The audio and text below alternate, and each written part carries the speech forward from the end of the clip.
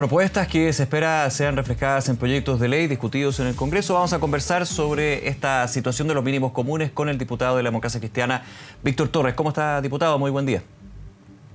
Buenos días, Nicolás. ¿Cómo está usted? Bien, gracias. Gracias por acompañarnos. Y quiero hacerle la primera pregunta. Entiendo que el día de hoy la oposición, tras el cónclave del fin de semana, va a sociabilizar, podríamos decir, con las organizaciones sociales esta propuesta preliminar, este borrador de propuesta que tiene que presentar al Ejecutivo. ¿Podríamos tener entonces la propuesta de la oposición al gobierno el día de mañana? Mire, eso va a depender. El día sábado tuvimos un encuentro que precisamente pudo albergar una gran cantidad de participantes políticos, de organizaciones sociales, que nos permitió poder debatir sobre distintas instancias, entre otras las ayudas sociales, económicas y, por cierto, las medidas sanitarias que han sido tomadas, digamos, en consideración por la presidenta del Senado, que hoy día nos ha planteado el hecho de que se ha avanzado en virtud de estos planteamientos que se hicieran y a partir de eso entonces empezar a revisar este documento preliminar. Yo no podría dar certeza que esto pueda estar mañana, pero se está avanzando de manera bastante favorable. Ahora, obviamente sin entrar en detalle de este borrador, de estas propuestas, quiero hacerle la pregunta más bien en contexto general. ¿Se acercan a la propuesta que hizo el Ejecutivo la semana pasada con respecto a, por ejemplo, el abarcar el 100% del registro social de hogares? Mire, la verdad que una de las consideraciones que nosotros planteamos es que se requiere un universo suficiente para poder, primero, ir en ayuda de una gran cantidad de chilenos y chilenas que han quedado fuera de distintos beneficios y que han tenido que echar mano a sus propios recursos para poder enfrentar la pandemia. Y me refiero a una gran cantidad de personas y familias de clase media que solamente han visto en el 10% una alternativa, o en el retiro de los fondos del 10% una alternativa para enfrentar esta pandemia, cosa que entendemos obviamente no debiera ser la correcta. Y por esa razón creemos que esto debiera aumentar desde el punto de vista del universo mucho más allá de quienes tienen o no hoy día registro social de hogares, por cuanto existen muchas personas y familias que no estando en ese registro también han sufrido los costos de esta pandemia. Por lo tanto, lo del 100% registro social de hogares debe haber sido siempre el mínimo. Y de ahí hacia arriba tenemos que evaluar, obviamente, a muchas otras personas que también lo requieren. Esto es bien importante. Ustedes, tras la conversación que han tenido como oposición con las organizaciones sociales, recordemos el fin de semana, consideran que una parte de la propuesta, que es el 100% del registro social de hogares, que tengan este beneficio, esta ayuda de parte del Estado, ¿es un piso? Lo que nosotros, esto es un planteamiento personal, es parte de lo que se debatió obviamente en ese momento, pero no es algo que esté considerado hoy día necesariamente dentro del bosquejo que no hemos conocido. Vamos a tener la posibilidad de reunirnos, en el caso de la bancada de la ADC, con los senadores durante la tarde de hoy, para poder precisamente ir conociendo estos detalles. Pero uno de los planteamientos importantes que se hiciera fue que esto de avanzar el 100% del registro social de hogares debió haber sido una medida anterior. ¿Ya? Desde un principio debíamos haber tenido la posibilidad de abarcar, nosotros habíamos planteado un 80%, personalmente creo que un 100% de las personas, precisamente por el impacto que ha tenido en ese grupo la pandemia. Sin embargo, hemos visto cómo incluso familias profesionales de clase media que no están en el registro social de hogares, porque nunca solicitaron ser parte de obviamente también se han visto afectados y frente a eso tenemos que responder. Hoy día los retiros de fondos de la AFP han ido precisamente avanzando hacia grupos familiares que son más bien de clase media y que van a hacer uso de precisamente porque han visto mermados sus ingresos. Y por esa razón es que es tan importante que podamos evaluar ayudas que sean mucho más universales que la propuesta que ha hecho el gobierno.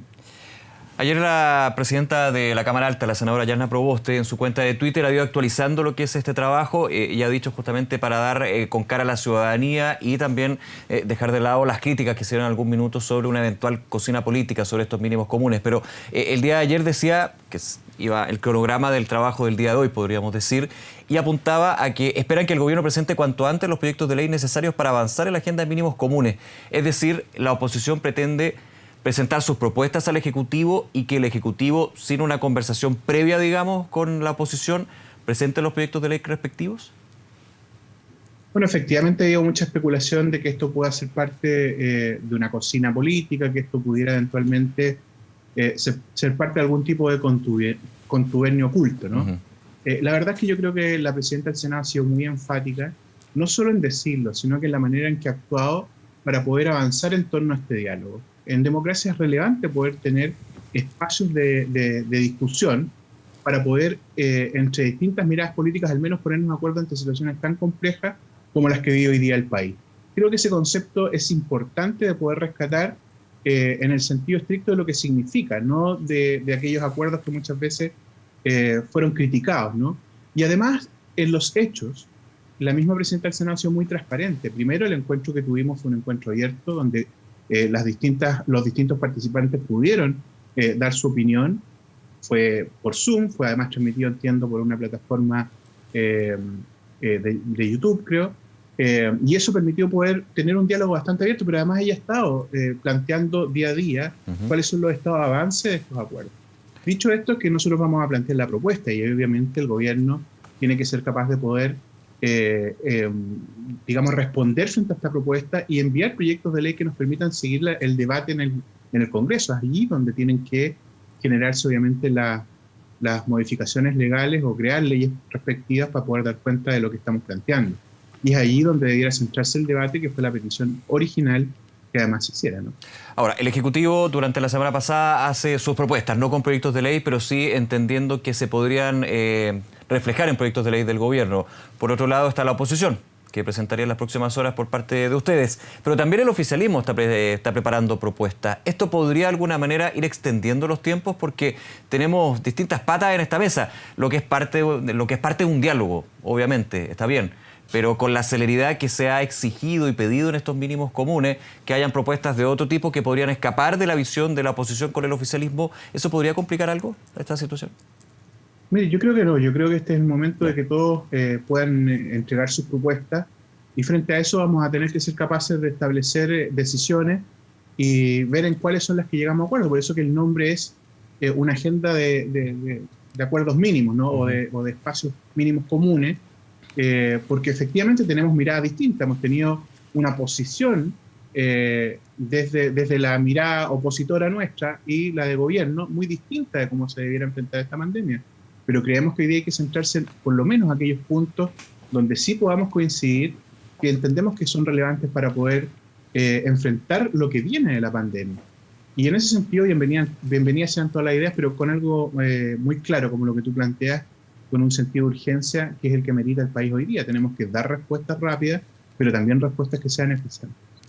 Ayer el ministro Osa valoraba lo que es este ambiente de conversación con las distintas fuerzas políticas, con las distintas instituciones, pero decía, mantengámoslos dentro de los mínimos comunes, no hagamos puntos políticos, y se refería en parte a lo que fue en algún minuto lo que se dio en este cónclave de la oposición con organizaciones sociales, cuando se abordó también una agenda de derechos humanos. Finalmente no se incorpora, entiendo, en la propuesta hasta el minuto lo que es eventuales proyectos sobre temas de derechos humanos y estallido social. Pero, ¿qué opina usted de este punto que señalaba el ministro Osa, de no ir a los puntos políticos, sino a los mínimos comunes? A ver, una cosa son los mínimos comunes, que son aquellas materias a las que podemos llegar a acuerdo con el gobierno o eventualmente coincidir, ¿no? Pero eso no significa eliminar cualquier posibilidad de debatir otras materias, sobre todo desde el punto de vista de la oposición. O sea, nosotros tenemos todo el derecho y el legítimo derecho de poner en nuestras instancias de discusión con las organizaciones sociales todas aquellas materias que consideramos relevantes. Distinto es que esto pueda ser parte de una agenda de acuerdos mínimos, ¿no? Porque nuestra mirada sobre los derechos humanos calza en un ámbito mucho más amplio que simplemente acuerdos mínimos, ¿no? Por lo tanto, que haya estado incluida esta mirada me parece muy importante porque nos permitió debatir un tema que es fundamental. Pero eso es parte del legítimo derecho que tenemos nosotros de poder debatir todas aquellas materias que consideramos. El documento posterior va a establecer precisamente aquellas cosas que vamos a entregarle al Ejecutivo de todas maneras.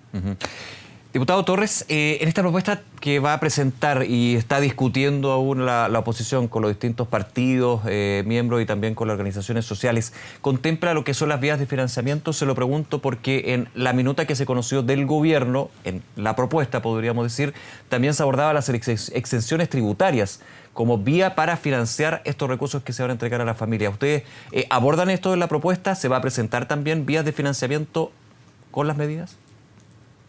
Bueno, como le decía, yo recién no conozco el documento final. O por lo menos si se abordaron en el cónclave y en las conversaciones que han tenido. Voy a eso. Pero eso sí, nosotros hemos hecho planteamientos respecto a esta materia. Y aquí yo voy a dar mi opinión personal que comparten varios parlamentarios y que fueron puestas ahí sobre la mesa, que tiene que ver con efectivamente buscar vías de financiamiento que consideren endeudamiento por una parte. Chile tiene hoy día capacidad de poder endeudarse para poder asumir los requerimientos que van a significar demandas como renta básica universal o eventualmente plan de salvataje de las pymes.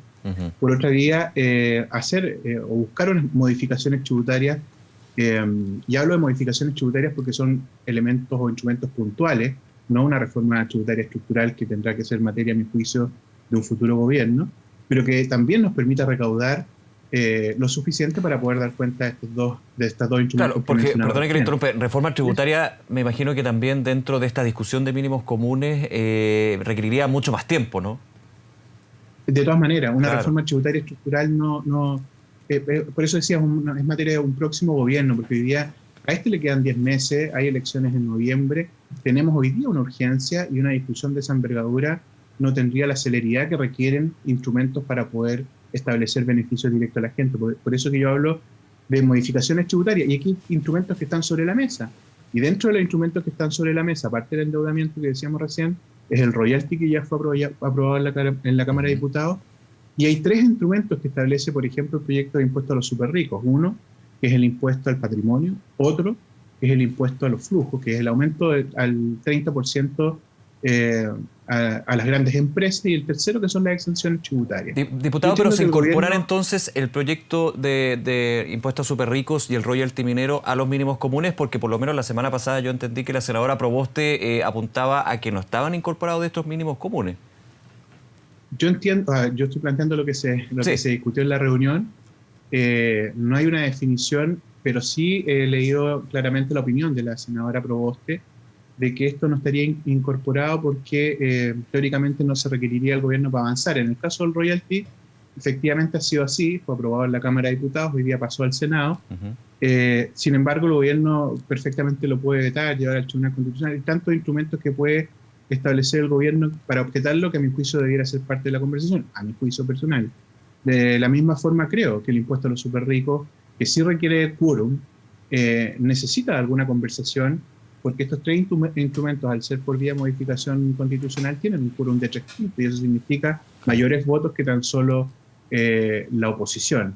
Entonces yo creo que debiéramos intentar incluir al menos este tipo de instrumentos en los mínimos comunes. Ahora, si no hay ninguna posibilidad, tendrán que seguir avanzando por otro carril, pero nosotros estamos convencidos que estos 4 instrumentos son clave, aparte del endeudamiento, para poder generar financiamiento que nos dé cuenta de los instrumentos que recién mencionaba, renta básica universal y, por otro lado, un plan de salvataje a las pymes. Sí, y vamos a eso, diputado, en los minutos que nos quedan. Hablábamos de las familias, pero también muy importante para las familias lo que sucede con las pymes, que se ha hecho hincapié desde el Ejecutivo y desde la oposición.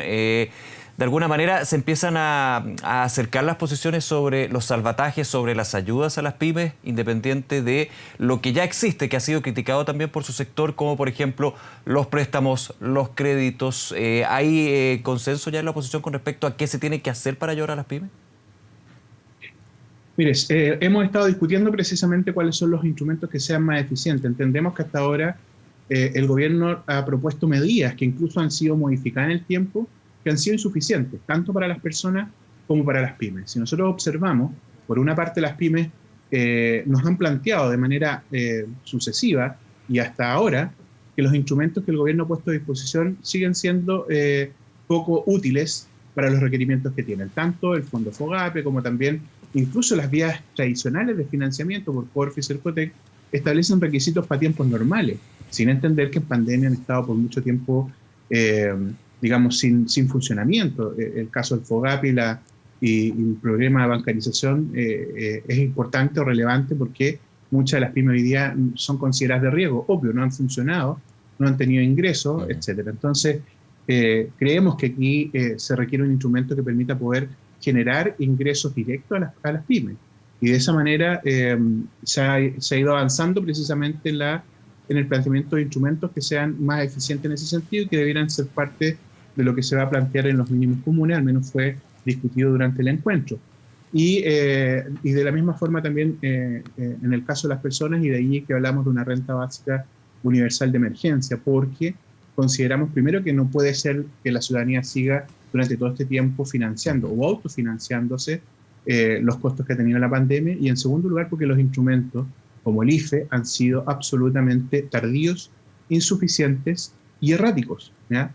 Recordemos los primeros bonos, que eran bonos decrecientes por 3 meses. El exministro Sichel salió aplaudiendo, levantando las manos, hablando de estos 65.000 pesos de manera decreciente, como si en 3 meses se hubiese resuelto la pandemia y la gente hubiese podido salir a trabajar.